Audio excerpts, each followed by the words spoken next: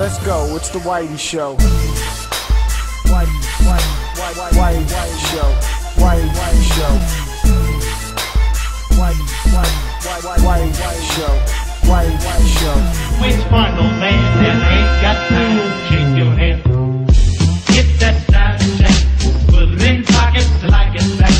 Going downtown. Alright, so I know I'm a bit late here on this review. I'm sorry, guys. Just haven't had any real time to play much games. But I did sit down and play this game. I received the review copy from Ubisoft. Thank you, Ubisoft, for sending me, because I was actually interested in this game. Assassin's Creed Chronicles China is kind of like a 2D platforming, well, not kind of, it is a 2D platforming Assassin's Creed game, and they want to try to have these kind of like episodic type games in a more platforming type to release more often and kind of still get the story of Assassin's Creed that we all seem to either tolerate or love these days. Anyway, the game here, you play as Xiao or Shi or Shushu Shashi, whatever her name is. I'm not going to go any further because I can't pronounce these names. I'm sorry. I'm just gonna call it Miss S. So you play as Miss S, and you are a part of this Chinese Brotherhood. You see your dynasty getting fucking ruined. You're upset. You want revenge, and you start killing the fucking Templars, because hello, killing Templars is life. So that's the start of the game. That's the you get introduced.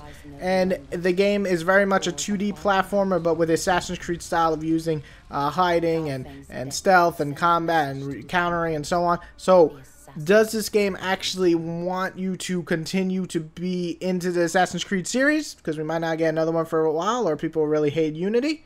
I'm going to get to that right now. Which one, old man, that ain't got time to shake your head? Get that side check, put it in pockets till I get back. Going downtown. The art is awesome. That is probably the biggest thing that I really enjoy about this game. The second the game starts, I'm thinking, damn, the art style is slick. I love it. It's kind of like this canvas painting thing going on. And then the in-game graphics are also pretty damn good, using kind of like a mix of 3D models with 2D backgrounds, but 3D. It's just like mixing all this shit together, and it just looks great. So the art itself and the level design, I actually thought were pretty well done in this game. Another thing I really like going into that is the different setting. You know, playing in China, we're going to be a little bit different than playing in France or playing in, you know, Arabic land. Oh my god, I'm so sorry.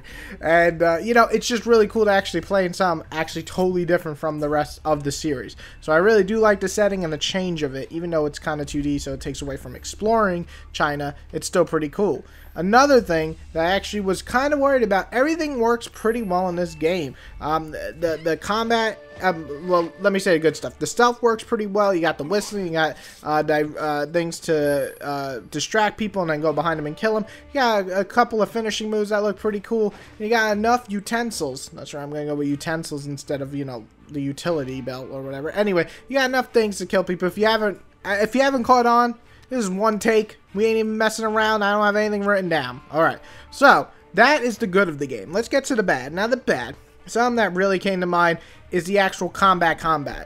I like Assassin's Creed combat. I always think it's pretty challenging. Well, not really, but in Unity it was pretty challenging. And in this game, it's just kind of shit. You really just stab, counter, and then stab again. That's it. It sounds like the other Assassin's Creed games, but it's even more basic here because there is no 3D realm. It's just really basic. So I was really disappointed with the combat itself, which is surprising because I think the stealth is pretty well done and the controls work for it, but the combat itself is not too fun. Also, as I progressed through the game, I learned that there's really not that many different tactics you can use in this game in the later levels. There are some situations that force you into combat, whereas the game kind of like in the beginning promises you that you can basically be a hidden tiger in the background and get by everything, but in later levels you mostly, well, not mostly, but sometimes you have to fight. It's kind of like pulling a Deus Ex and like fucking you in the ass when you want to play a certain way. That ain't cool. So I thought that was kind of a cheap effect at the end. Also, the story is crap. If you haven't understood by my description, I know my description just described it so well, but the story is kind of shit. It starts off interesting enough. Alright, revenge story sounds like every other Assassin's Creed or every book in the world that takes place in Middle Eastern times or something. And then we just delve into the revenge plot, and nothing really is interesting. None of the characters. So the story is meh.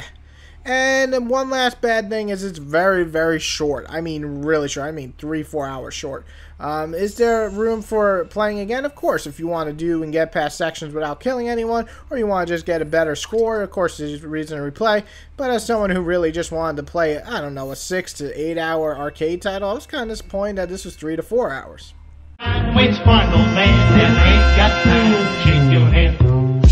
Get that side check, put it in pockets like it's back. Going downtown. So you're sitting there, you're like, God, man, you don't know what you're talking about, and I'm so sorry. I usually write my reviews out, or at least set up something to make it at least a little bit better than this, but I just have no time to write even. So I'm just kind of spilling it out here. Is this game worth it? When it's on sale, pick it up, you know, for like $5, maybe even $10. It's not a bad arcade game. It's by far not one of the worst games I ever played, but it's also just kind of a meh game. It really comes down to it's way too short, and the combat's kind of shit, and the story doesn't really matter.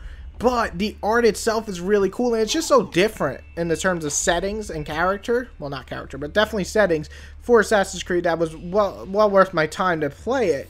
Again, it's a decent start, but I really hope as the games progress, these Chronicles, that we get, like, I don't know, more combat, make it quicker combat, or at least make it harder. And let's also, like, kind of just improve in that area, make it a bit longer, at least a 5-6 hour. At least, come on. You know, I know these games are cheaper, but come on.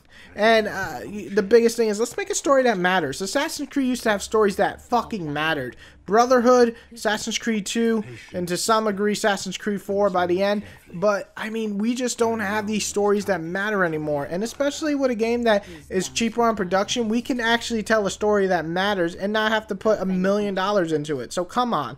Let's do this, Ubisoft. Let's make the next Chronicles game fan-fucking-tastic, because I know you got it in you. You make some damn good games, so let's do it.